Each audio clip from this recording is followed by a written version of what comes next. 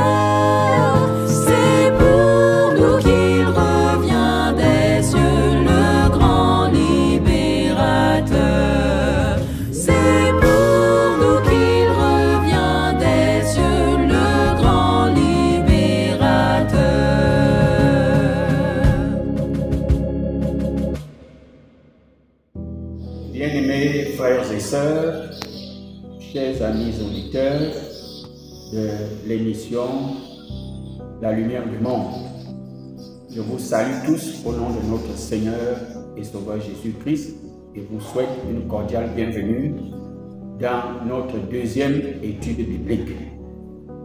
Le mercredi dernier, nous avons étudié autour du thème La Lumière du Monde et nous avons retenu que le Seigneur Jésus-Christ est la lumière du monde, la lumière de Dieu qui est pure, sainte, éclaire tout pécheur et apporte la vie éternelle.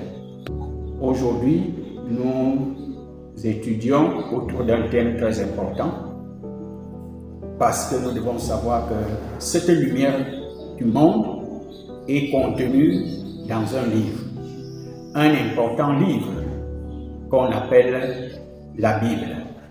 Nous allons donc étudier aujourd'hui autour de la Bible et notre sujet d'étude est intitulé la Bible, ses origines, son histoire et sa diffusion. La première question que nous allons nous poser est celle de savoir quand, comment et pourquoi la Bible fut-elle écrite. La Bible a été écrite sur une période de plusieurs siècles par différents auteurs inspirés par Dieu, et elle est composée de l'Ancien Testament qui raconte l'histoire du peuple d'Israël et de la promesse du Messie, et du Nouveau Testament qui relate la naissance, la vie et la mort du Seigneur Jésus-Christ ainsi que sa résurrection.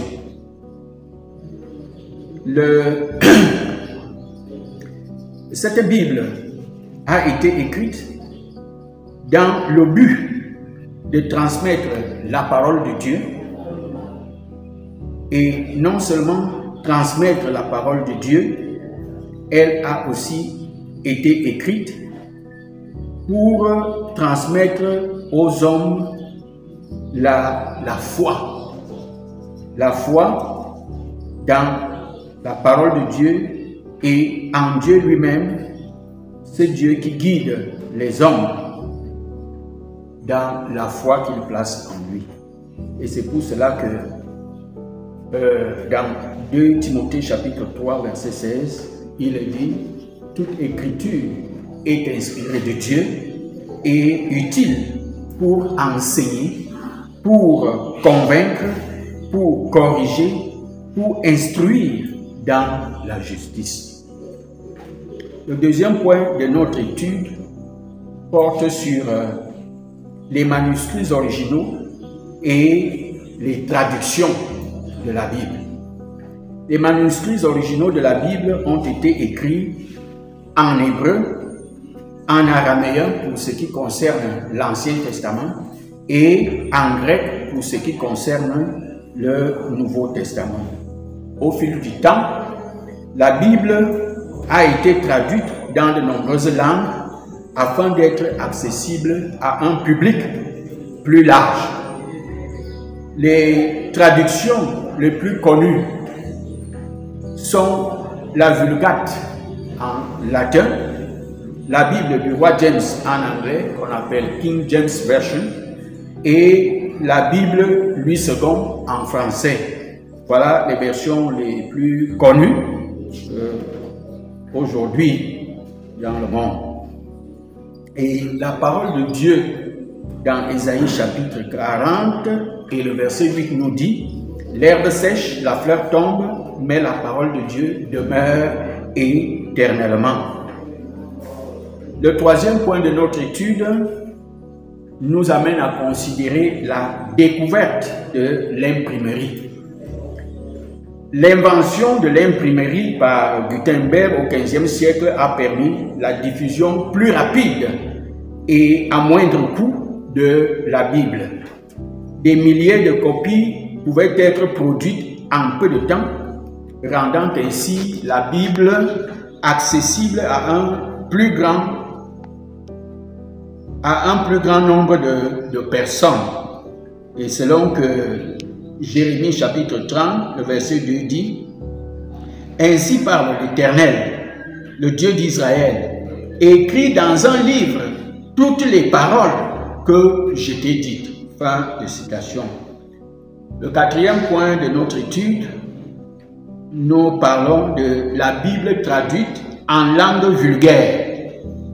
La traduction de la Bible dans les langues vulgaires, c'est-à-dire des langues parlées par le peuple, a permis à chacun de lire et comprendre la parole de Dieu dans sa propre langue. Cette démarche a contribué à la réforme protestante et à la diffusion de l'Évangile à travers le monde. Et c'est pourquoi, dans Actes des Apôtres, chapitre 2, verset 4, la parole de Dieu dit: et ils furent tous remplis du Saint-Esprit et se mirent à parler en d'autres langues selon que l'Esprit leur donnait de s'exprimer. Le cinquième point de notre étude parle de la Bible livrée aux flammes. Malgré sa diffusion, la Bible a parfois été interdite et brûlée par les autorités religieuses cherchant à contrôler la pensée et la foi des gens. Ces actes ont été perpétrés pour empêcher la propagation de l'Évangile à travers le monde. Mais la parole de Dieu ne peut pas être étouffée. Et dans Jérémie chapitre 20, le verset 9, la parole de Dieu dit à ce sujet, « Et si je dis, je ne ferai plus mention de lui, je ne parlerai plus en son nom, il y a dans mon cœur comme un feu dévorant qui est renfermé dans mes os. Je m'efforce de le contenir et je ne le puis. » Fin de citation. Le sixième point de notre étude porte sur la parole de Dieu qui n'est pas liée, qui n'est pas bloquée. Malgré les tentatives pour empêcher la diffusion de la Bible, la parole de Dieu a continué à se répandre à travers le monde. Gloire à Dieu. Elle a été transmise de génération en génération, touchant des millions de personnes et transformant des vies entières. Selon que le livre d'Hébreux au chapitre 4, le verset 12, nous donne le témoignage suivant. Je cite, « Car la parole de Dieu est vivante et efficace, plus tranchante qu'une épée quelconque à deux tranchants, pénétrante jusqu'à partager âme et esprit, jointure et moelle. Elle juge les sentiments et les pensées du cœur. » Fin de citation. Le septième point nous parle de la Bible diffusée dans le monde entier. Aujourd'hui, la Bible est disponible dans presque toutes les langues du monde et peut être lue en format papier, numérique ou audio. Des millions d'exemplaires sont distribués chaque année, permettant à des personnes de tous horizons de découvrir la parole de Dieu. Selon que Matthieu 24, verset 14 dit, « Cette bonne nouvelle sera prêchée dans le monde entier pour servir de témoignage à toutes les nations, alors viendra la fin. » Le huitième et avant-dernier point de notre étude porte sur la valeur de l'étude de la Bible. Étudier la Bible permet de connaître Dieu, sa volonté et son plan pour l'humanité. Elle enseigne des valeurs morales et spirituelles, donne des réponses aux questions existentielles et guide les croyants dans leur marche de foi. Selon que Psaume 119, verset 105 dit, « Ta parole est une lampe à mes pieds et une lumière sur mon sentier. » Le dernier point de notre étude, le 9e, porte sur le but des études bibliques. Pourquoi étudions-nous la Bible? Le but des études bibliques est de grandir dans la connaissance de Dieu, d'approfondir sa relation avec lui et de mettre en pratique ses enseignements. Cela permet de vivre une vie en conformité avec sa volonté et de devenir des témoins efficaces de sa grâce et de son amour. Et à ce sujet, notre dernier texte qui clôture notre étude biblique, le texte de 2 Timothée, chapitre 2, le verset 15 dit « Efforce-toi de te présenter devant Dieu comme un homme éprouvé, un ouvrier qui n'a point à rougir, qui dispense droitement la parole de la vérité.